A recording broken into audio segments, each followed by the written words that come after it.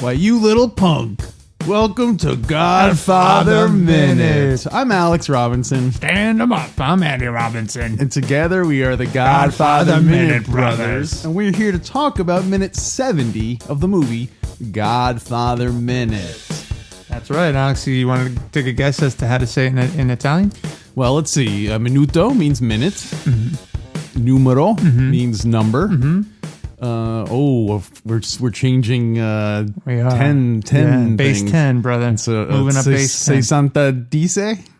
70. 70? Yeah. Oh, think of like tea. Just 70? 70. Oh, that's easy. Yeah. 70. E minuto? E minuto numero 70. You got it. 70. Mm-hmm. Oh, that's an easy one. Yeah, it's real easy. And what a fantastic minute this is. Well, in this minute, McCluskey, Captain Mark McCluskey, emerges from the car. He tells the cops to take Mikey in. The cops are like, "Oh, but sir, he's a war hero." Mikey asks McCluskey how much the Turk is paying him, and then McCluskey punches him in the jaw. Socks him one good. Yeah. Yeah. I feel. Have you ever punched someone in the face? In the face? Oh boy, I have to think about that. I definitely tried to once. Yeah, I seem to remember having tried, but I don't know if I ever like straight up hit someone. Yeah, like it seriously, not like as a non-joke. Mm-hmm. Huh? Yeah, have you? I definitely tried to do it to somebody in a non-joking way. I was too fast, right? I was bobbing and weaving. No, yeah. I just totally missed the person. They moved their head out of the way, and I was like, no. That was when wasn't that time that you took that item that didn't have the price tag on it in Target, and then the manager tried to grab you and you threw a punch? Yeah, because I told him, hey, finders keepers. No price tag, it's finders mine. Keepers. That's the best tagline for a merchandise store. Macy's, finders keepers. It's our annual finders keepers sale. But I always got the impression that if you did punch someone in the face, that it would probably hurt your hand more than it would hurt their face. Just because your hand is all a bunch of skinny bones and stuff. So obviously people punch each other in the face all the time, but I imagine it would really smart your hand. Hurt your hand, yeah. Right, but McCluskey's probably built up a callus there. But you would think it would actually hurt McCluskey. Yeah, it would hurt McCluskey more, not just because it's his hand, but because then Mikey, you see how he looks. That would then hurt Mark McCluskey, who has to look at him with that deformed face. Wait, so you're not picking up on it, are you? Wait, so you mean the psychological damage of having to look at Mikey's now face. So ugly. Yeah, that's I was true. going to play a joke on you. I was going to say, if I hit you, it hurt me more, not because of my hand, but then I have to look at your face. See, actually, in your case, it's the opposite because it can only be an improvement. Oh, you took my joke and you twisted it. Go ahead, hit me with all you got. The McCluskey shows up, and the cops show the cop interestingly says, "Oh, but sir, he's a war hero. The kid's clean. He's a war hero." Damn it, Phil! I said stand him up. How do they know he's a war? Lock him up. How do they know he's a war hero? Well, I've got some insight, Alex. What? You see, I'm a reader. And I've been reading Puzo's classic, The Godfather. You ever heard of it? Oh, yeah. Funny papers. Yeah, so in the book, we find out that guy who makes those comments, he is plainclothes detective Phillips. Yeah, and I wonder why he calls him Phil. Because he calls him Phil. Oh, interesting. Yeah, funny. He is the one who tells the captain, Jesus Christ, Captain, you really hurt him. That's in the book. That's what he says. And we find out later that he's on the Corleone's payroll. Interesting. That's right. Dun, dun, dun. He's a double agent. He is. And in the book, plainclothesman Phillips steps in the way so the captain doesn't keep hitting him. Actually gets in the way. Wow. He's a war hero. Huh, that's interesting. Yeah. They didn't give you any indication of that. They didn't have look at Mikey and wink or anything like that. with little triangles. Yeah. Don't worry, Mikey. I got it. Yeah, so he's on their payroll. They got people in all kinds of business. So I wonder if McCluskey was like, wait a minute. How'd you know he was a goddamn war hero? You other guys, stand him up. Mikey, stand him up. The Mikey's like, but Captain, he's clean. How did you know he was clean? He's not clean. Stand him up. Wait, who do you mean, Captain? No, the other guy. It's like a Marx Brothers thing. He lines them all. He's like Mo Howard. He lines them all up and does one punch that just goes down the line. He breaks all their jaws. And you get 10 lawyers show up saying, hey, you're going to show Captain, we're all war heroes. We're clean.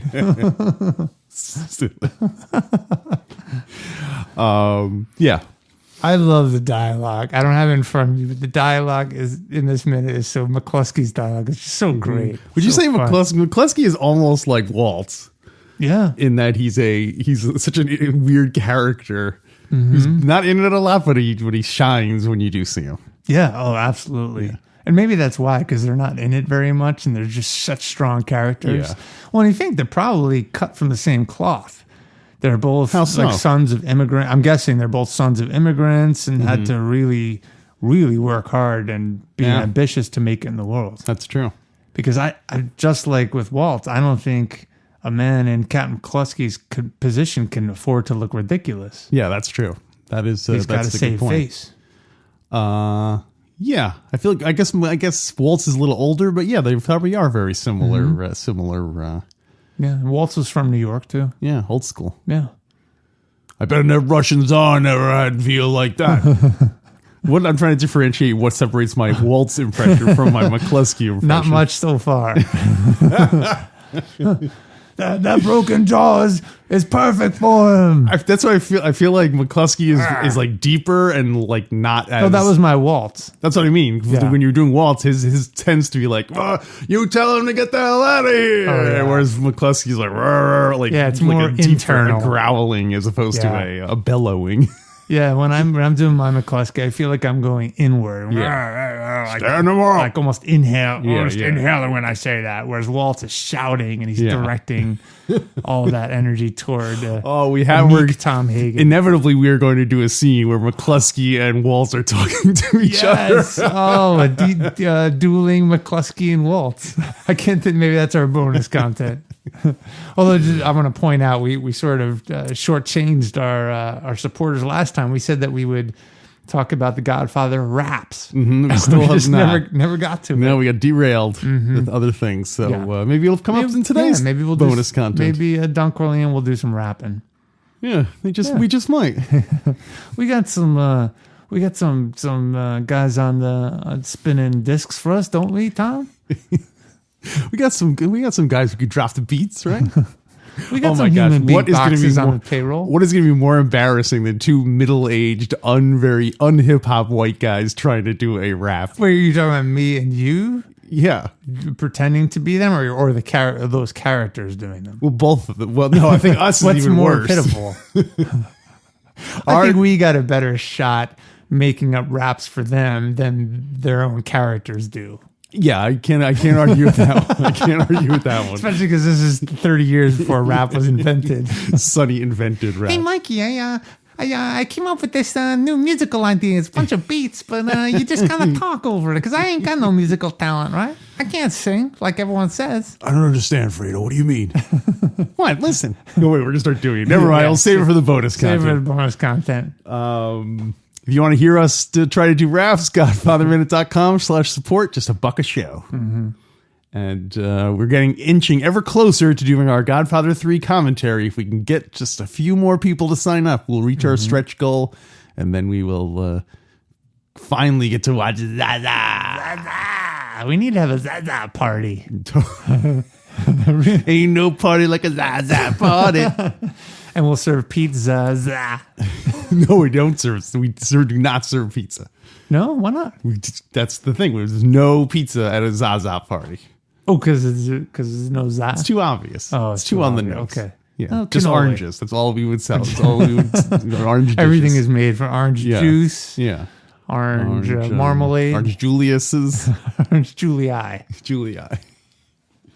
So I have some information about actor Sterling Hayden. Okay. Sterling Hayden. Wasn't he in Star Wars? Who? Sterling Hayden? No, you're thinking of Christian Hayden. Oh. That's his. Are they related? They are not related. Okay. How do you know? Well, I know a lot about Star Wars. All right.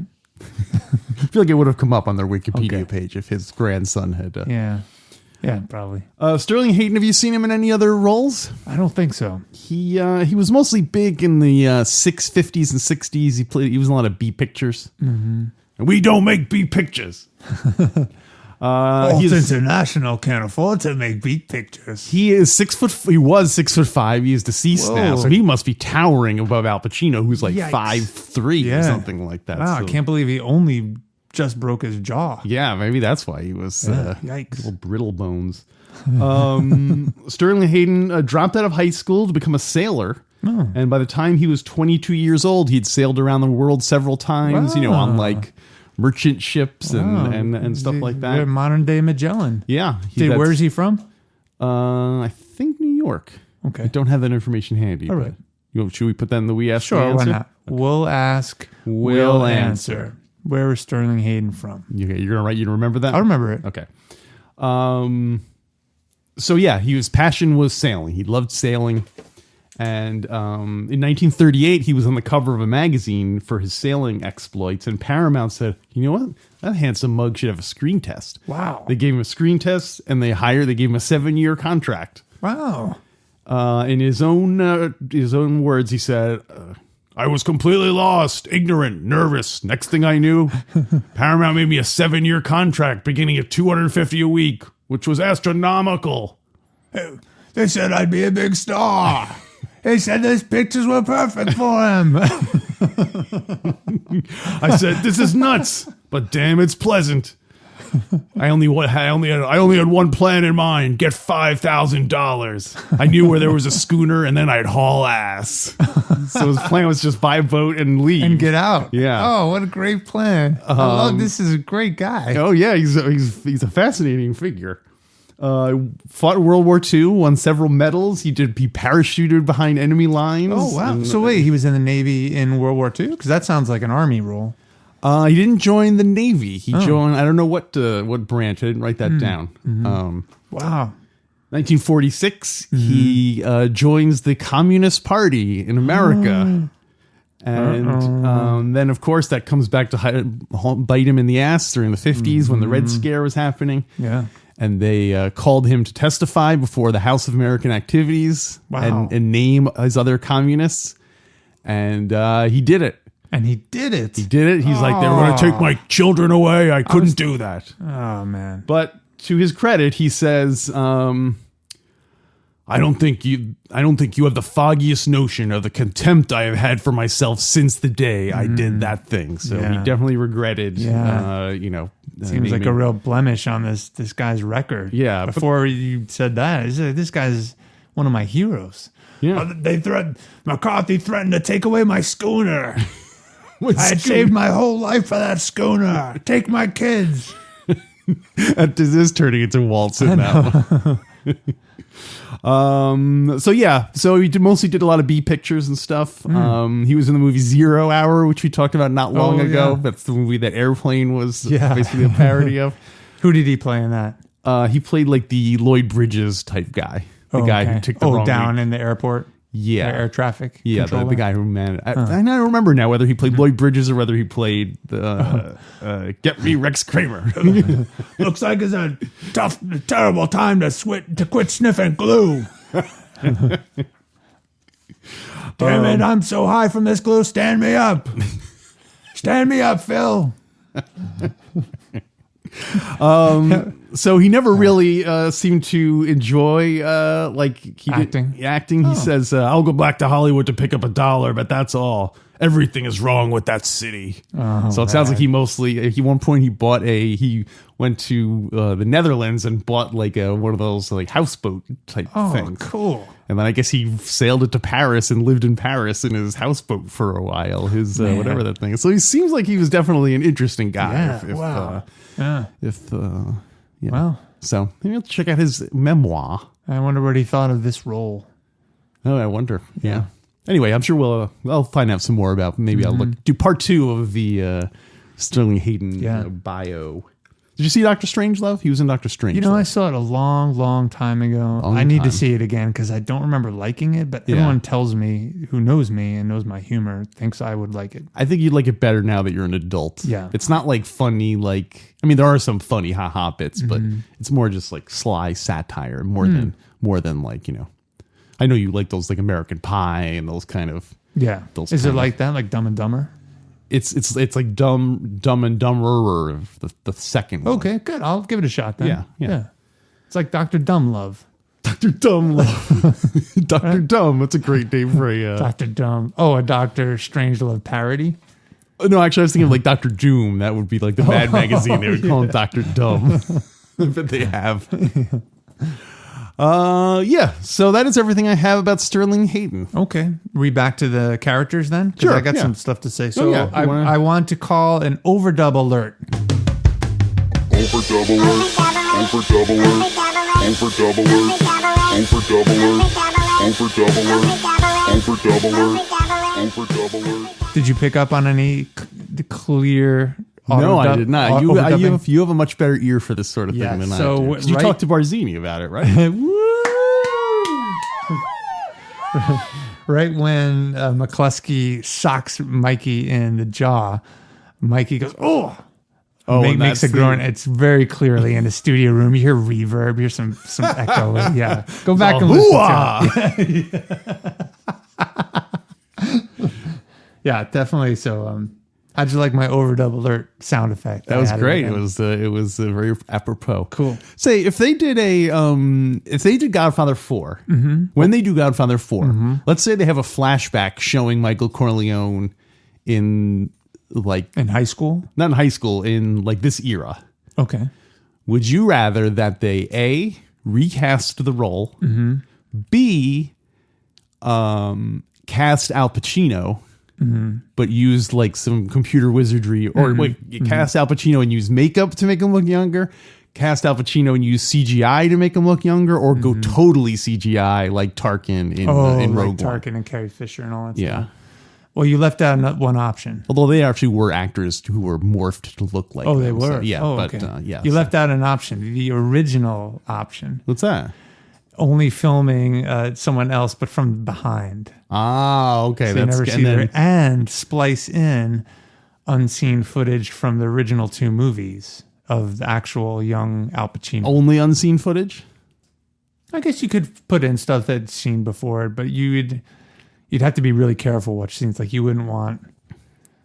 Well, I guess you could have him repeating lines and like my pop told me keep friends close and enemies closer, because a lot of the dialogue would apply. I like the idea of them using different time period, like using him from Godfather 2, him from Godfather 3, and just like putting in different contexts. So the footage from those, the footage from footage would be the same. Yeah, and I guess you'd have an Al Pacino impersonator dub in. Yeah, you can always get someone to do the lines. There are plenty of people that could do a good impression. Yeah.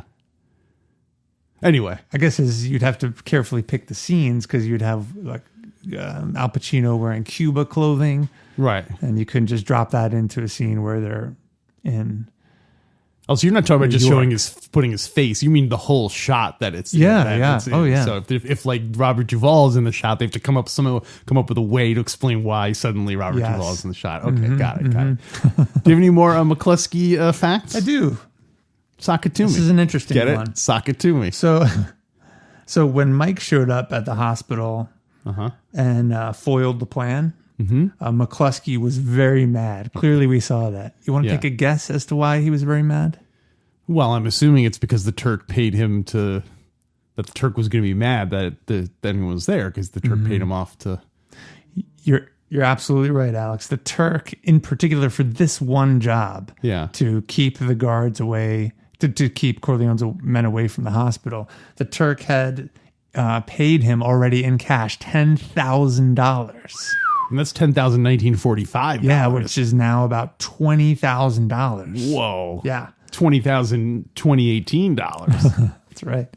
And so, and McCluskey realized that he would have to give it back. Oh. Yeah, so he was really mad. And he'd already invested it in... well, Puzo wrote what he had earmarked that money for. You want to take a guess? Whores? Everything with him is whores. No, he saves the horse for last. What is He saves the last $1,000 for the horse. The children's hospital? Close. His own grandchildren's college education. Wow, that's nice. Yeah, a little soft side of Sterling Hayden. I'm sorry, he was going to buy a new schooner, retire with his pension, and sail away. No, really, for his grandchildren's college education. Puzo definitely wrote a bit about McCluskey, his whole background and growing up and protecting his neighborhood. You sort of see the more stand-up guy. No pun intended. Well, that's the thing. I mean, we think McCluskey is a jerk because he's working for the other bad guys. Yeah. Like if he was working for the Corleone family, we'd be like, "Oh, it's good. We have a cop on our side. He's loyal." And they're going to kill this crime boss. You think that the police would be okay with that? Like let them tear each other apart. Yeah, let them lose their souls. Yeah. After all, they're not communists. Oh, wait a minute, they are. Sterling Hayden was, right? Oh, it's true. Never have I regretted more. When I punched Mikey in the jaw. Let me lose my soul. I am a communist. Yeah, because later on, especially when they meet, it's not like McCluskey seems to bear him any personal ill will. You know what I mean? No. Doesn't even like apologize to him. Like, oh, sorry, I had to do this. And sorry, I think so. Or sorry, I had to beat you up back there. Yeah, I think he apologizes for frisking him too. Not apologizing, but like, he has for his 1,000 young punks. Yeah. You're my 1,000th young punk. You get a commemorative coin.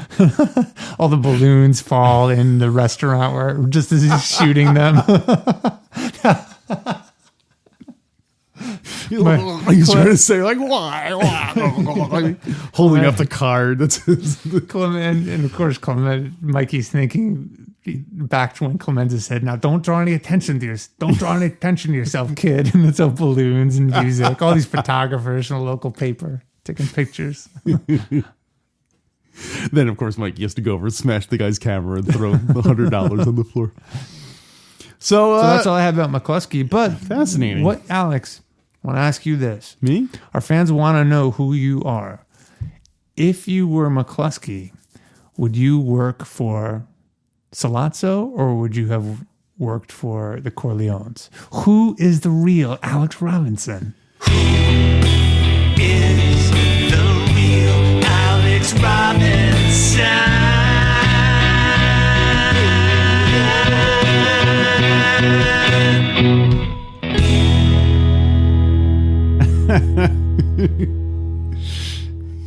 Wow. All right. That was impressive. Musical question. Who is the real Alex Robinson? Your fans want to know. So the question is, would you have taken the cash from the Turk, knowing that Don Corleone would be assassinated in that hospital? Well, one weird thing about this is, like, I would assume that McCluskey had to have already been on someone's payroll. Well, what makes you assume that? Well, because he's a high-ranking, like, he's a dirty cop that got mixed up in the rackets, right? So, like, I'm wondering if he was already like kind of partnered with like the Tatalias, and then when the Tatalias were like, and the Turk's like, I need some police protection. They're like, oh, we got a guy, you know. Like, yeah. I just can't believe that a corrupt cop would not already have a relationship with a local crime organization. Or maybe just is paid off as like per job. He's just like a freelancer. Maybe for the highest bidder. Yeah. Maybe. Yeah. But that's... Yeah. But you can't... If you're a crime guy, you can't rely on a guy who goes to the highest bidder. Because then all they do is just outbid you and then they'll betray you. So there has to be some kind of... I think you'd want to be on contract. Yeah. Salaried. Yeah. Give him a 7-year contract. I'll look back and I'll see. Yeah. Anyway, so to answer your question, I would definitely work for the Corleones. How come? Well, you wouldn't have taken that $10,000 from Sollozzo, knowing that the Tatalias are backing him up? No, I would definitely go with... first of all, Tatalia's a pimp. Okay. And the Godfather is, aside from being a nice guy, he makes olive oil. And I would much rather... I'd much rather have free olive oil than free wolf prostitutes. Wait a minute, that's not... All right, I will go back to Tatalia. Now that you mention it, he's a pimp. Well, Tatalia's a pimp. I'm saying all positively. Perfect, great. This is great fringe benefits. But what if you knew that Barzini was really the one backing up this whole operation? Well, I talked to Barzini, and he said that I would have to go before judge and show cause. Like I doubled it up there. No, I'll go Corleone's because he gets a chance to work with Brando. Forget about it. Sterling Hayden goes. He's the one who says, I'll only do this part if you switch the role, so I'm actually working for the Corleones. Yeah, that's who I would. So did that help you get to know who is Alex Robinson? Real Alex Robinson. Little by little, we're going to chip away to find out who is the real Alex Robinson. Is the real Alex Robinson?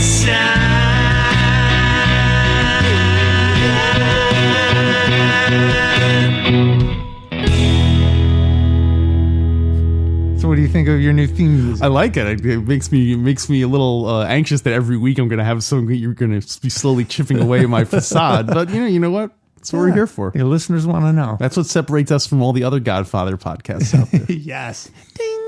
We have to have a sound effect in there every time we reference the other podcast, the concurrent one. Well, and I feel a little bad. The reason I composed that and recorded it is because I felt like I was always portraying you as someone. Your outstanding characteristic is that you start these books and you never finish them. You'll just read the wiki page. You'll skim. You'll shut out. You won't watch movies completely because that's how people think. That's how your fans think of you. Well, the irony is that I'm writing my autobiography. But I was like halfway through, and I'm like, oh, forget it. So I just went and read my Wikipedia page, and I'm like, all right, I got the idea. I got the broad strokes. That's all I do too. Well, you can include this new musical bit when you record your audio biography. Oh, I like it. Is that what you call an autobiography done and just recorded? Or did I just make that up? No. Audio biography. Audio biography. Oh, it's like auto, AUTO, but with an I in there. Audio biography.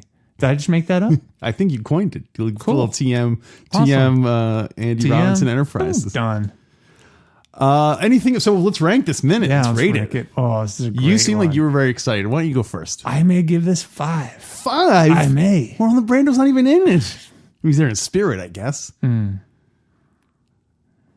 McCluskey's just great. I'm giving it a 5. You giving it a 5? Totally giving it a 5. Damn it, Phil. I said stand him with him. You're telling me my business. Like, he's just a great character. He is a great character. And we didn't even talk about Mikey talking back to him. How much is the Turk paying you to kill my father?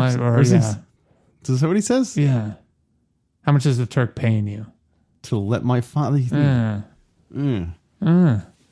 Is that a big hole in this episode? Do we need to go back and look at it? Yeah, we completely skipped that section. Talking about it. Right. I feel like we should role play it for our listeners. The whole thing? Just a little bit of dialogue. Do you want to be McCluskey or Michael? Well, I'll be Michael since you let you lead. All right, here we go. Action. I thought I got all you guinea hoods locked up. What the hell are you doing here? What happened to the men who were guarding my father, Captain? Why, you little punk. What the hell are you doing telling me my business? I pull them guys over here, eh? Now you get out of here and stay away from this hospital. Get the hell out of here. I'm not moving until some guards are around my father's room. You get out here in a car, in a taxi, in a bus.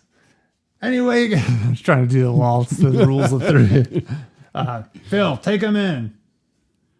The kid's clean, Captain. He's a war hero. He's never mixed up in the rackets. God damn it, I said take him in. What's the Turk paying you to set up my father, Captain? Take a hold of him. Stand him up. Stand him up straight. All right. Little Godfather theater there. Yeah, that was pretty good. Oh, sorry. It's hard to stop doing that. What makes someone talk like that? What? Is that just a voice? Just smoking for years? Probably smoking is A definitely... little both, right? Hard drinking. Hard living. Taking bribes. Yeah, I feel like Sterling Hayden probably had a hard living life, smoking cigars. Yeah, all right. Yeah. Anyway, so I rated a 5. It's just great interaction between Mikey and McCluskey. Sorry, I just had some last minute information. Okay. Here. This is in the annotated Godfather, the complete screenplay. All right, what you got? They talk about this guy, Sonny Grosso. Sonny Grosso is the guy who plays the detective on the payroll of the Corleones. Detective Phillips. Yeah, I will read the whole thing now. Sonny Grosso plays the uncredited role of the policeman with the line, the kid's clean, Captain. In an interview, he reported that with each take, his voice rose higher and higher. After about 15 takes, Coppola took him aside and pointedly said, "You're playing a cop, right?" Yeah. Yes. Grosso was not a professional actor and was under extra stress because he had only taken 3 hours off from his detective job to be on set, so he was a real detective. Isn't that what real detectives talk? Mr. Coppola? He likened the sensation to getting jumped in a parking lot late at night. You get to a point where you almost can't scream and your throat and vocal cords swell up. Through the experience, he learned to have respect for actors and what they go through. Grosso wrangled the police extras for The Godfather and got his stint in the movie when William Friedkin introduced him to his friend Francis Ford Coppola. Friedkin was finishing up work on a movie about the life of New York City detective Eddie Egan and his partner, Sonny Grosso, The French Connection. Oh. Wow. So the guy who says, "That's clean, Captain," is the real guy from The French Connection. Wow. When Grosso mentioned to Friedkin how much he got paid for The Godfather, then for The French Connection, Friedkin pointed out, "Well, I'm the one who introduced you to Coppola, right?" So there you go. He turns into the McCluskey character. "I'm the one who connected you here, eh?" So, there we go. Interesting. Yeah, wow, it's fascinating, all the connections. Yeah. So what are you going to rate it? Oh, I'm going to rate it, I'll say 4. Going 4, okay. Yeah, I'll say 4. I was on the fence, but I'm going 5 because this is... Hey, go with your gut. I'm not, no regrets. I mean, this is McCluskey at his finest. It is violent, too. It's our first violent scene since the shooting of the Don? Yeah, probably. Yeah. No, since Johnny got smacked around, remember? No, really though. What was the last? Was it Luca Brasi dying? Yeah, because he died. Oh no! It was the Don getting shot. Luca Brasi dies, then the Don gets shot. Right. Okay. And then Mikey gets punched. And then Santino gets killed. Yeah. Oh no! Then Connie gets beat up. Then Santino gets killed. Well, Connie gets beat up, then Carlo gets beat up, then Sonny gets killed, then Santino gets killed. And then Hagen cries when he's having his drink. Then the Don says, "Look how they massacred my boy." And then we get the funny papers.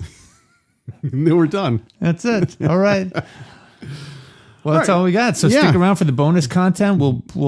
We have at least one we ask, we answer. We'll probably get into the Godfather raps. Yeah, I think we'll at least start it. Yeah, I think that might be something we have to write something out ahead of time to really make it work. I don't know. The real hip hop. You're just gonna do freestyle rapping. I'm gonna throw the cardboard down and just go for it. Wow. Right? Can you rap? You just pick 2 words and then make it work. All right then. So we'll be rapping in a minute. So until then, next time, take the veal. It's the best in the city.